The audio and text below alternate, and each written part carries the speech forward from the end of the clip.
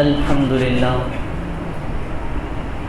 لله نحمده ونصلي ونسلم على رسوله الكريم. اللهم رب اشرح لي صدري ويسر لي امري واحلل عقدة من لساني يفقهوا قولي. اما بعد فاعوذ بالله من الشيطان الرجيم. بسم الله الرحمن الرحيم. فاسألوا اهل الذکر ان کنتم لا تعلمون.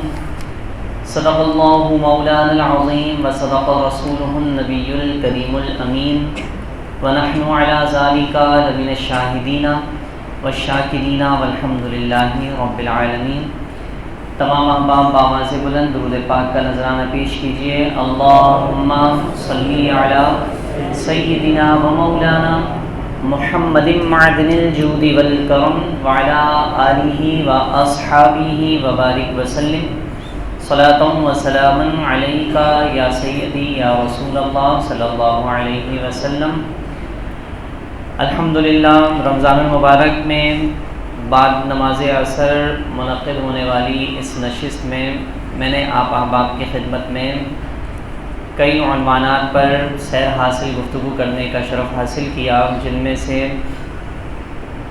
روزہ، زکوٰۃ، صدقہ فطر، نماز اور نماز کے حوالے سے بالتفصیل گفتگو کرنے کا الحمدللہ ہم نے شرف حاصل کیا، اور امید ہے کہ آپ تمام احباب ان مسائل میں سے بہت ساری چیزوں میں آپ کو آگاہی نصیب ہوئی ہوگی.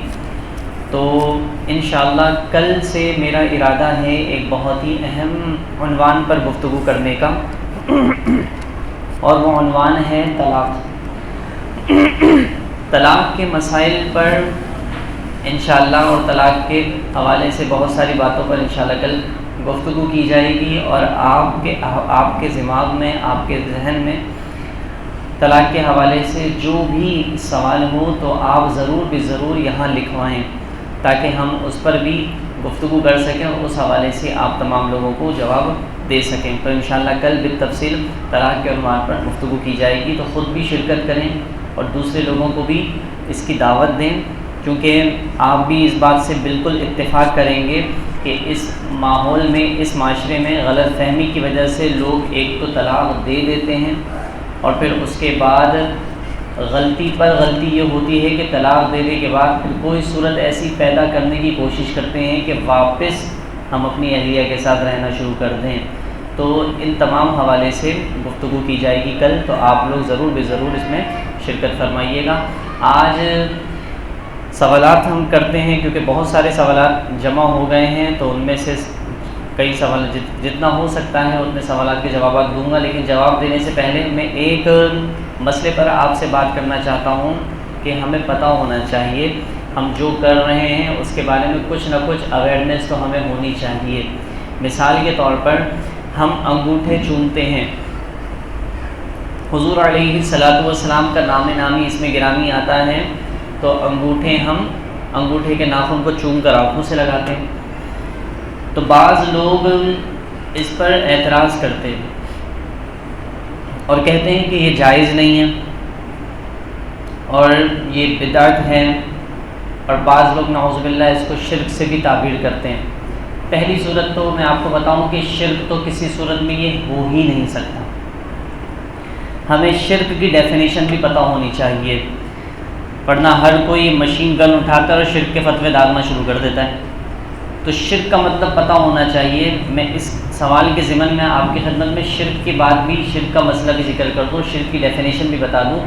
اللہ تبارک و تعالیٰ کے ساتھ، اللہ کی ذات میں یا اللہ کی صفات میں کسی کو ایسے ہی شامل کر لینا جس طریقے سے اللہ اپنی ذات میں یکتا ہے. اس طریقے سے اگر کسی بندے کو مانا جائے گا تو پھر شرک ہوگا. مثال کے طور پر اللہ تبارک و تعالی رازق ہے، اللہ رزق دینے والا ہے. تو اب اللہ تبارک و تعالی کے سوا بھی کسی کو رزق دینے والا ماننا یہ شرک ہوگا اس وقت کہ جب آپ کسی بندے کو رازق اسی طریقے سے مان رہے ہیں جس طریقے سے اللہ رازق ہے. مثال کے طور پر بھائی آپ کھانا کھاتے ہیں، گھر جاتے ہیں تو آپ کہتے ہیں اماں سے کبھی بھوک لگ رہی ہے کھانا لا کے دیں، تو وہ کھانا بھی تو رزق ہے نا، وہ آپ کے سامنے لا کر آپ کی اماں آپ کو دے دیتی کہ یہ لو بیٹا کھانا کھاؤ، تو رزق تو آپ کو آپ کی والدہ نے بھی دیا، تو کیا وہ رزاق یا رازق ہو گئی؟ نہیں، رزق دینے والے وہ بھی ہیں، لیکن یہاں پر بات یہ ہے کہ اللہ تبارک و تعالیٰ نے بندے کو جو رزق دینے کا کمال یا فن یا صلاحیت عطا فرمائی ہے، تو اب اگر کسی بندے کو آپ رازق کہہ رہے ہیں، کسی بندے کو رزق دینے والا کہہ رہے ہیں، تو اب وہاں پر صورت یہ ہے کہ یہ بندہ اپنی طرف سے نہیں بلکہ اللہ کی عطا سے کر رہا ہے۔ اللہ تبارک و تعالیٰ جو رازق ہے وہ ذاتی طور پر ہے، اور یہ رزاق جو ہے نا، یہ بالخصوص اللہ کی صفت خاص ہے۔ یہ صرف سمجھانے کے لیے میں نے آپ سے کہا۔ اسی طریقے سے خالق ہے، خالق بھی اللہ کی صفت خاص ہے۔ تو اللہ تبارک و تعالیٰ کے سوا اگر آپ نے کسی بندے کو خالق مانا، خالق جانا، تو اب ایسی صورت میں شرک ہو جائے گا، کیونکہ اللہ کے سوا کوئی اور پیدا کرنے والا نہیں ہے۔ تو لیکن ایسی صفت جو اللہ تبارک و تعالیٰ کے پاس بھی ہے اور بندے کے پاس بھی ہے، تو وہ صفت اگر آپ مانیں گے تو اب وہ شرک نہیں ہوگا۔ مثال کے طور پر آپ بھی سننے والے ہیں اور اللہ تبارک سنتے ہیں، دیکھتے ہیں۔ اللہ تبارک و تعالیٰ کے بارے میں فرمایا هو السمیع البصیر، کہ وہ بھی دیکھتا اور سنتا ہے۔ تو جناب یہاں جس طرح اللہ دیکھ رہا ہے، کیا اسی طریقے سے ہم دیکھ رہے ہیں؟ نہیں، بلکہ اللہ تبارک و تعالیٰ کو دیکھنے کی جو صفت ہے رب تبارک و تعالیٰ کے پاس، وہ اللہ کو کسی نے عطا نہیں کی ہے۔ لیکن ہمیں اور آپ کو جو دیکھنے کی اور سننے کی صفت ہے، یہ کہاں سے ملی؟ کس نے عطا کی ہے؟ اللہ تبارک و تعالیٰ نے۔ تو اب جب یہ عطائی اور ذاتی کا فرق ہو جائے گا تو شرک ختم۔ اگر کوئی یہ اسی طرح صرف آپ کہیں کہ جناب اللہ تبارک و تعالیٰ سے مدد مانگنی چاہیے، کسی اور سے نہیں، تو مدد کو ہی رب تبارک و تعالیٰ کے لیے کیوں خاص کیا؟ جب اللہ تبارک و تعالیٰ سمیع ہے، اللہ بصیر ہے، تو کسی اور کو بصیر اور سمیر ہونا نہیں چاہیے تھا۔ اگر آپ کسی اور کو سمیع اور بصیر کہہ رہے ہیں تو وہاں بھی شرک ہونا چاہیے تھا۔ تو جب وہاں بصیر اور سمیر کہنے میں کسی کو شرک نہیں ہے، تو پھر اللہ تبارک و تعالیٰ کے سوا کسی اور کو مددگار ماننا بھی شرک نہیں ہے، کیونکہ یہاں پر مددگار سے مراد یہی ہے کہ اللہ تبارک و تعالیٰ جو مدد کرتا ہے تو اللہ کو مدد کرنے کا فن کسی نے عطا نہیں کیا ہے، اللہ کے پاس ہمیشہ سے۔ سمجھ رہے ہیں؟ بندے کو جو فن مدد کرنے کا کمال ہے وہ اللہ تبارک و تعالیٰ نے عطا کیا ہے۔ تو شرک کی ڈیفینیشن یہ ہے کہ اللہ تبارک و تعالیٰ کی ذات میں یا اللہ کی صفات میں کسی کو ایسے ہی شامل کر لینا، کسی کو شامل اس طرح کرنا جس طریقے سے اللہ اپنی ذات میں یکتا ہے، تو اب شرک ہوگا۔ لیکن ہم کسی کو بھی اللہ تبارک و تعالیٰ کے ساتھ شریک نہیں مانتے، نہ ہی ہم اللہ کا بیٹا مانتے ہیں، نہ ہی اللہ کی بیٹی مانتے ہیں، نہ ہی ہم ایسا نظریہ ہے ہمارا کہ جناب حضور علیہ السلام مدد کر دیں گے، اللہ نہ بھی چاہے نا پھر بھی حضور مدد کر دیں گے، ایسا نظریہ تو ہمارا نہیں ہے۔ حضور علیہ السلام جو ہے ہماری مشکل کو حل کر سکتے ہیں، لیکن کب؟ جب اللہ چاہے گا۔ نظریہ یہ ہے، اللہ نہ چاہے تو حضور علیہ السلام بھی مشکل کو حل نہیں فرمائیں گے۔ اللہ کی عطا سے، اللہ کی اجازت سے، غوث پاک ہوں، ولی ہوں، غوث قطب ابدال ہوں، یہ سب اللہ کی عطا سے ہی، اللہ کے چاہے سے مدد کرتے ہیں۔ تو جب ہمارا نظریہ یہ ہے کہ رب چاہے گا تو یہ بندے مدد کریں گے، رب نہیں چاہے گا تو بندے مدد نہیں کریں گے، تو لہٰذا شرک ختم ہو گیا۔ تو اب جناب شرک یہ نہیں ہے کہ انگوٹھے چومے جائیں۔ اب جناب انگوٹھے چومنا کیوں ضروری ہے؟ ہم کہتے ہیں کہ ہمارے یہاں بہت سارے لوگ سمجھتے ہیں ضروری ہے، تو ضروری نہیں ہے۔ آپ چومیں گے تب بھی صحیح ہے، نہیں چومیں گے تب بھی گناہ گار نہیں ہوں گے۔ ہاں، چومنے پر فضیلت ضرور ہے۔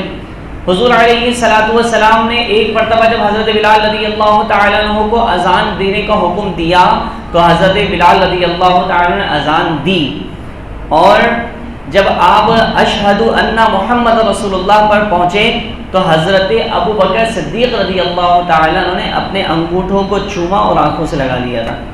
حضور علیہ السلام نے یہ عمل دیکھا۔ کبھی حضور علیہ السلام نے نہیں فرمایا کہ چوما کرو، انگوٹھوں کو آنکھوں سے لگایا کرو، کبھی نہیں فرمایا۔ تو یہاں ان کا نظریہ بھی ختم ہو گیا جو کہتے ہیں بس وہی کام کرو جو حضور علیہ السلام نے کہا ہے یا حضور نے کیا ہے۔ حضور علیہ السلام نے تو کبھی انگوٹھے نہیں چومے اپنے نام سن کر۔ ابو بکر صدیق نے جو عمل کیا وہ کبھی بھی حضور علیہ السلام کو دیکھ کر نہیں کیا، یہ عمل کبھی بھی حضور علیہ السلام نے نہیں حکم فرمایا۔ تو اب کیا، ثواب حاصل کرنے کی نیت سے کیا، حضور کی محبت میں کیا، تو اب حضور علیہ الصلوۃ والسلام نے دیکھا اور فرمایا کہ جو میرے یار صدیق اکبر رضی اللہ تعالیٰ عنہ کی طرح یہ عمل کرے گا تو کل بروز محشر میں اس کی شفاعت کر کے اس کو اپنے ساتھ جنت میں لے کر جاؤں گا۔ تو پتہ چلا کہ حضور نے انگوٹھے چومنے پر جنت میں داخلے کی اور اپنی شفاعت کی سعید اور نوید سنائی ہے۔ تو اس لیے ہاں اگر کوئی نہیں چومتا ہے تو ہم کہتے ہیں صحیح ہے بھائی، صحیح، کوئی مسئلہ نہیں۔ نہ چومنا، ناجائز و حرام سمجھ کر نہ چومنا، یہ ایک الگ بات ہے، پھر اس پر حکم لگے گا کہ تم اس کو ناجائز و حرام کیوں سمجھتے ہو، کوئی دلیل پیش کرو قرآن یا حدیث سے۔ اور یہ کوئی دلیل نہیں ہوتی کہ کوئی کہے کہ بس حضور نے نہیں کیا، صحابہ نے نہیں کیا، قرآن میں نہیں ہے، حدیث میں نہیں ہے تو لہٰذا یہ غلط ہے۔ بہت سارے ایسے کام ہیں جو قرآن میں نہیں ہے، حدیث میں نہیں ہے اور وہ درست ہیں، وہ جائز ہیں۔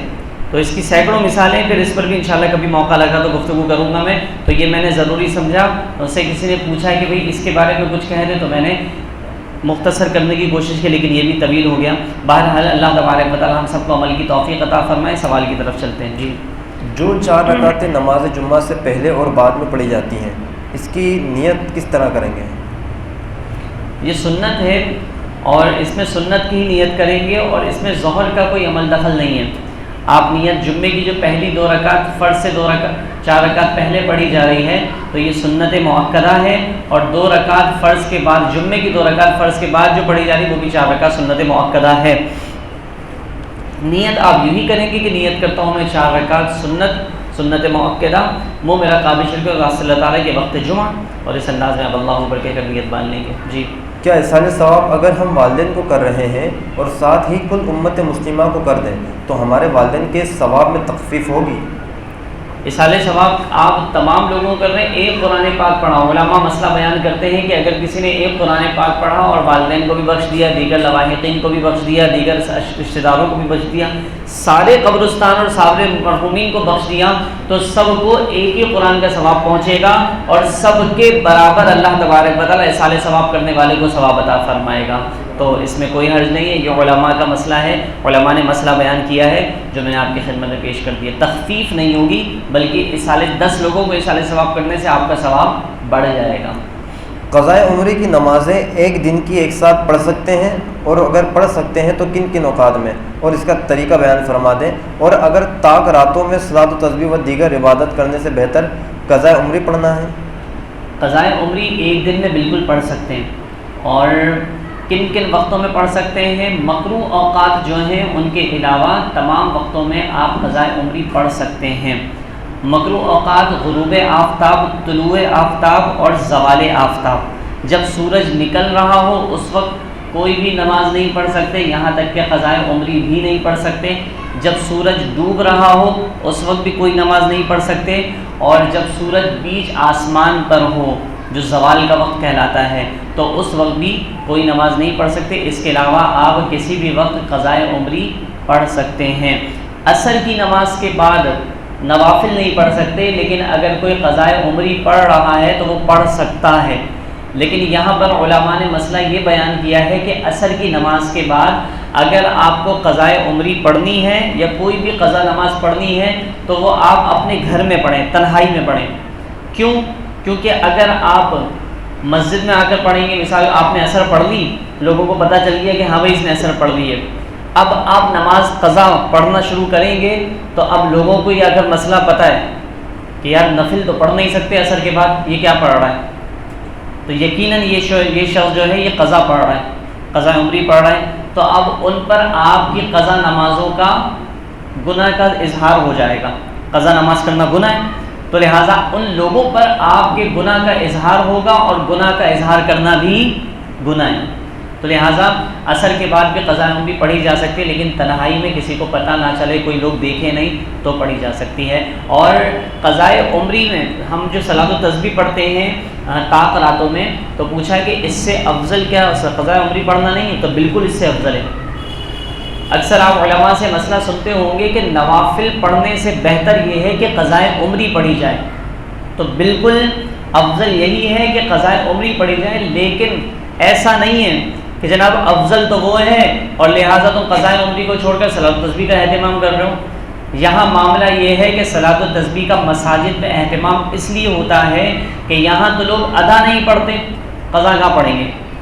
تو اس لیے صلاۃ و تسبیح کی وجہ سے لوگ مسجد آتے ہیں، اور مسجد آ کر کچھ نہ کچھ ان کا ذہن بنے گا تو نمازوں کے پابند ہو جائیں گے۔ جب نمازوں کے پابند ہوں گے تو انشاءاللہ امید ہے کہ اس پابندی کی برکت سے اللہ تبارک و تعالیٰ ان کو قضائے عمری پڑھنے کا بھی شرف عطا فرمائے گا۔ تو یہ نیت ہوتی ہے، لیکن اگر جو سمجھتا ہے نہیں یار میں صلاۃ و تسبیح کے بجائے نوافل وہ قضائے عمری پڑھ لوں، تو بالکل اس کے لیے افضل یہی ہے کہ اس صلاۃ و تسبیح کی جگہ قضائے عمری پڑھا کرے۔ جماعت کے دوران تیسری رکعت میں کچھ لوگ ثنا پڑھتے ہیں، ایسا کرنے سے ثواب ملتا ہے؟ جماعت کے دوران تیسری رکعت میں جماعت میں اگر کوئی تیسری رکعت میں ثنا پڑھتا ہے تو بالکل اس کو پڑھنے کی اجازت نہیں ہے، کیونکہ تیسری رکعت میں آپ کھڑے ہیں تو امام تلاوت کر رہا ہوتا ہے۔ اب امام تلاوت کرتا ہے، امام کے لیے جس طرح آپ کے لیے فرض کی تیسری اور چوتھی رکعت میں سورہ فاتحہ پڑھنا مستحب ہے نا، فرض نہیں ہے، تو اسی طریقے سے امام کے لیے بھی مستحب ہے، تو امام سورہ فاتحہ کی تلاوت تیسری رکعت میں چوتھی رکعت میں بھی کر رہا ہوتا ہے۔ آپ کو آواز نہیں آتی، لیکن آپ کو حکم یہ ہے کہ جب کبھی بھی امام تلاوت کرے یا قیام کی حالت میں ہو تو اب ایسی صورت میں آپ خاموش رہیں۔ پہلی رکعت میں جب آپ پہنچے ہیں تو اب جب تک امام نے تلاوت شروع نہیں کی، یا عصر اور ظہر کی نماز میں آپ کو یقین ہے کہ ابھی شروع کی ہے اور ابھی امام نے تلاوت نہیں شروع کی ہوگی، تو آپ ثنا پڑھ سکتے ہیں، ورنہ آپ کو یقین کامل ہو گیا ہے کہ امام نے تلاوت شروع کر دی ہے تو اب بھی ثنا نہیں پڑھیں گے، پڑھیں گے تو گناہ گار ہوں گے، تو تیسری رکعت میں بھی ثنا اس طرح نہیں پڑھنی چاہیے۔ شرعی معذور کی جانچ کا مسئلہ آپ نے گزشتہ نشست میں بیان فرمایا تھا، تو اگر کپڑا ہی ناپاک ہو گیا ہو تو وہ دوسری نماز تک کیا پاک رہے گا؟ جی بالکل، دیکھیں صورت یہ ہے کہ اگر کوئی شرعی معذور ہے تو اب ایسی صورت میں کپڑے پر اگر، جیسے میں نے مسئلہ ذکر کیا تھا آپ لوگوں کو پتہ ہوگا، ظہر کی نماز میں جو شرعی معذور ہے وہ ظہر کا وضو کرے گا تو اس کا وضو عصر تک رہے گا۔ اب عصر کے دوران اگر قطرات کی شکایت ہے تو کتنے ہی قطرات کیوں نہ آئیں تو اس کا وضو عصر تک رہے گا، اس عذر کی وجہ سے اس کا وضو نہیں ٹوٹے گا۔ تو اب قطرات جو آ رہے ہیں وہ کپڑوں پر لگیں گے، کپڑوں پر لگیں گے تو کیا کپڑے پاک رہیں گے یا ناپاک رہیں گے؟ یہ سوال کیا ہے، تو اب اس کا جواب یہ ہے کہ اگر کپڑوں پر لگیں گے تو کپڑا تو ناپاک ہوگا۔ ایسے شخص کو اہتمام کرنا چاہیے، کچھ انڈر ویئر وغیرہ پہن لے، اس میں کچھ روئی وغیرہ کچھ ایسی چیز رکھ لے کہ اس سے اس کے کپڑے جو پہنے ہوئے ہیں وہ ناپاک نہ ہو۔ تو اب اس طریقے سے جب دوسری نماز ہو تو پھر وہ روئی وغیرہ نکال کر پھر پھینک دے، دوسری روئی وغیرہ لگانے کو جس طرح کا اہتمام کر لے، تو اس انداز میں اس کے کپڑے بھی محفوظ رہیں گے اور وہ نماز بھی اطمینان کے ساتھ پڑھ سکے گا۔ تعدیل ارکان کسے کہتے ہیں اور تعدیل ارکان نماز میں واجب ہے یا فرض؟ اس حوالے سے کوئی حدیث ہو تو بیان فرما دیں۔ جی بالکل، تعدیل ارکان جو ہیں یہ نماز کو ٹھہر ٹھہر کر اطمینان کے ساتھ پڑھنے کو کہتے ہیں۔ حضور علیہ الصلوۃ والسلام کے سامنے ایک شخص تھا، اس نے نماز ادا کی اور بڑی جلدی نماز ادا کی۔ نبی کریم صلی اللہ علیہ وسلم نے فرمایا کہ نماز دوبارہ ادا کرو، تمہاری نماز نہیں ہوئی۔ اس نے دوبارہ سے نماز ادا کی۔ حضور علیہ الصلوۃ والسلام نے نماز مکمل ہونے کے بعد اس سے پھر کہا کہ پھر نماز پڑھو، کہ تمہاری نماز پوری نہیں ہوئی۔ تیسری مرتبہ پھر اس نے نماز مکمل کرنے کے بعد جب حضور علیہ السلام سے مخاطب ہوا تو حضور علیہ السلام نے پھر فرمایا کہ نماز مکمل کرو، دوبارہ نماز ادا کرو، تمہاری نماز نہیں ہوئی۔ تو اس نے عرض کیا کہ یا رسول اللہ صلی اللہ علیہ وسلم، میری نماز نہ ہونے کی وجہ کیا ہے؟ فرمایا تم نے اتنی جلدی نماز ادا کی ہے کہ تمہارے ارکان مکمل طور پر ادا نہیں ہوئے۔ تو تعدیل ارکان کا مطلب یہ ہے کہ آپ کو نماز کے واجبات نے بتایا بھی ہے کہ سجدہ کرنے کے بعد آپ بیٹھیں اطمینان سے، اطمینان کے ساتھ بیٹھنا جسے کہا جاتا ہے وہ بیٹھیں، پھر اس کے بعد دوسرا سجدہ کریں، اور اسی طریقے سے رکوع کیا، رکوع سے سیدھے کھڑے ہوئے، بالکل اسٹریٹ کھڑے ہوں، اور پھر اس کے بعد پھر آپ جو ہے نا سجدے کے لیے جائیں۔ تو اس طرح ارکان کو درست طریقے سے اطمینان کے ساتھ ادا کرنے کو تعدیل ارکان کہا جاتا ہے، اور یہ تعدیل ارکان جو ہے یہ واجب ہے۔ اطمینان کے ساتھ صحیح طور پر آپ جلسہ کریں، اطمینان کے ساتھ صحیح طور پر قومہ کریں، یہ تعدیل ارکان کہلاتا ہے، یہ واجب ہے۔ شب قدر کی کتنی نشانیاں ہیں؟ شب قدر کی علماء نے کئی نشانیاں بیان کی ہیں، ان میں سے ایک دو نشانی فی الوقت ذہن میں ہے تو میں آپ کی خدمت میں عرض کر دیتا ہوں کہ جس رات شب قدر ہوتی ہے تو اس رات علماء فرماتے ہیں کہ یہ علماء کے مشاہدات میں سے ہے، یہ علماء فرماتے ہیں کہ اس دن جو ہے موسم اچھا رہتا ہے، نہ بہت سردی ہوتی ہے نہ بہت گرمی ہوتی ہے۔ اسی طریقے سے اس دن اس رات کو کتے نہیں بھونکتے، جس دن شب قدر ہوگی اس رات آپ کو کتوں کے بھونکنے کی آواز نہیں آئے گی۔ اسی طرح جس دن شب قدر ہو اس دن سمندر کا پانی میٹھا ہو جاتا ہے، سمندر کا پانی میٹھا کر دیا جاتا ہے، کھارا پانی ہوتا ہے نا سمندر کا، لیکن شب قدر کو میٹھا ہو جاتا ہے۔ اسی طریقے سے ایک اور علامت علماء نے یہ بیان فرمائی کہ شب قدر میں جب آپ شب قدر، مثال کے طور پر آج شب قدر ہے، آج کی رات، اور کل نکلنے والا جو سورج ہے اس سورج میں شعاعیں کم ہوں گی، اس کی تیزی میں کمی ہوگی اور سورج میں ایک سرکل سا نظر آئے گا۔ تو یہ کچھ شب قدر کی نشانیاں ہیں جو علماء نے اپنے مشاہدات میں دیکھی، جو علماء نے بیان کی، وہ میں نے آپ کے سامنے پیش کر دی۔ اگر کسی نمازی نے دیوار پر لکھی آیت دیکھی اور اس کو سمجھ لیا، پھر بغیر دیکھے آیت کنٹینیو کی، تو نماز کا کیا حکم ہوگا؟ دیکھ کر اگر کوئی ایسی آیت ہے جو اس نے دیکھی اور اس کو زبانی یاد تھی وہ آیت، لیکن صرف دیکھ کر اس کی توجہ ہو گئی کہ چلو یہ والی آیت پڑھ لیتا ہوں، تو اب تو دیکھ کر پڑھنے کا حکم نہیں ہوگا، اس کو زبانی یاد تھی۔ لیکن اگر ایسا معاملہ ہے کہ زبانی یاد نہیں تھی اور وہ پڑھ ہی دیکھ کر رہا تھا، تو ایسی صورت میں نماز نہیں ہوگی۔ قرآن مجید پڑھنے کے دوران غلطی سے ہاتھ پیر پر لگ گیا تو وہ کپڑوں سے ہاتھ صاف کرے گا یا پانی سے دھوئے گا؟ اور اگر ایسا نہ کیا تو کیا حکم ہوگا؟ قرآن پڑھتے پڑھتے پاؤں پر ہاتھ لگا اور واپس اگر وہ قرآن پڑھنا چاہتا ہے، پکڑنا چاہتا ہے، تو بظاہر تو اچھا عمل نہیں ہے یہ، لیکن ایسی صورت میں اگر وہ اسی ہاتھ سے قرآن پکڑتا ہے تو کوئی ممانعت نہیں ہے، بہرحال گناہ گار نہیں ہوگا، لیکن بچنا چاہیے۔ بندے کو ایک معیوب سا لگتا ہے کہ ابھی میں اس سے پاؤں پکڑا ہوا تھا اور اسی سے پھر قرآن اٹھا لیا ہے یا قرآن چھو رہا ہوں، تو معیوب عمل نہیں ہے، ادب کے معاملات ہیں یہاں پر، لیکن شرعی حکم یہ ہے کہ اگر کوئی ایسا کرتا ہے تو بہرحال گناہ گار نہیں ہوگا، آئندہ کے لیے خیال کرے۔ کیا یہ حدیث صحیح ہے جس میں نبی پاک ممبر کی طرف جاتے ہوئے ہر ایک اسٹیپ پر قدم رکھتے ہوئے آمین فرماتے ہیں؟ جی بالکل، نبی کریم صلی اللہ علیہ وسلم نے ممبر پر اسٹیپ رکھا، قدم رکھا، پہلے اسٹیپ پر، دوسرے اسٹیپ پر، تیسرے اسٹیپ پر پاؤں رکھا، تو اور ہر اسٹیپ پر پاؤں رکھتے ہوئے آپ نے آمین کہا تھا، اور جبریل علیہ السلام نے دعا کہی تھی تو اس دعا پر آپ نے آمین کہا تھا۔ آمین کیوں کہا تھا کہ پہلے اسٹیپ پر حضور نے قدم رکھا تو جبریل علیہ السلام نے دعا فرمائی کہ جو آپ کا نام سنے اور درود پاک نہ پڑھے وہ تباہ و برباد ہو جائے، حضور علیہ السلام نے فرمایا آمین۔ دوسرے اسٹیپ پر قدم رکھا تو فرمایا جو رمضان کا مہینہ پائے اور اپنی بخشش و مغفرت نہ کروا سکے تو وہ تباہ و برباد ہو جائے، حضور علیہ السلام نے فرمایا آمین۔ تیسرے اسٹیپ پر قدم رکھا تو حضور علیہ السلام کے سامنے جبریل نے دعا فرمائی کہ جو شخص اپنے ماں باپ کو بڑھاپے کی حالت میں پائے اور وہ ان کی خدمت کر کے بخشش و مغفرت نہ کروائے تو وہ بھی تباہ و برباد ہو جائے، تو حضور علیہ السلام نے فرمایا آمین۔ تو یہ حدیث مبارکہ ہے، یہ بالکل صحیح حدیث ہے۔ شرعی فقیر کون ہوتا ہے؟ تو کیا زکوٰۃ، فطرہ، صدقہ لینے کا مستحق ہے؟ شرعی فقیر وہ شخص ہے، یہ یاد رکھیے، جس کے پاس نصاب کے مطابق مال نہیں ہے۔ آپ کو یاد ہے کہ شرعی نصاب رقم کے اعتبار سے کتنا بنتا ہے؟ یاد ہے؟ بھول گئے؟ 1,20,000، 1,16,000۔ آپ تھوڑا آگے پیچھے کر لیں، زیادہ کر لیں لیکن ورنہ 1,16,000، 1,16,000 روپے یہ نصاب ہے۔ اگر کسی کے پاس اس نصاب سے کم ہے، چاہے 1,00,000 روپے ہے، تو اب ایسا شخص شرعی فقیر کہلائے گا، اس کو اگر زکوٰۃ دی جائے گی تو آپ کی زکوٰۃ ادا ہو جائے گی۔ ہم سمجھتے ہیں کہ بہت ہی تنگ دست ہو، فاقے چل رہے ہوں تو دی جائے اس کو، ایسا نہیں ہے۔ اگر کسی کے پاس 80,000-90,000 روپے، 1,00,000 روپے ہیں لیکن اس کے ساتھ مشکلیں ہیں، سیونگ نہیں کر پاتا کچھ، تو آپ نے اس کے تعاون کرتے ہوئے اگر اس کو زکوٰۃ کی رقم دے دی تو ایسے شخص کو زکوٰۃ دینا درست ہے اور زکوٰۃ ادا ہو جائے گی۔ دنیا میں مرد کم ہو جائیں گے اور عورتیں بڑھ جائیں گی اور اہل علم بڑی تیزی سے اٹھا لیے جائیں گے، کیا یہ قیامت کی نشانیاں ہیں؟